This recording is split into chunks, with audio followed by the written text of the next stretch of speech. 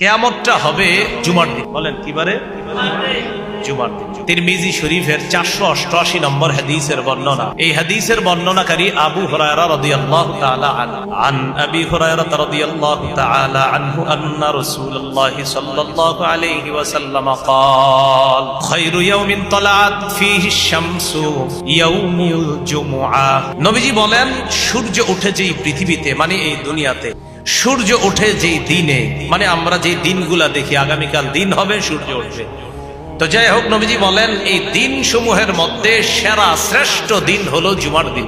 ফিহি খুলিকা আদম, জুমার দিনে আব্বা আদমকে সৃষ্টি করা হয়েছে। ফিহি উদখিলাল জান্নাহ, জুমার দিনে আব্বা আদমকে জান্নাতে প্রবেশ করানো হয়েছে।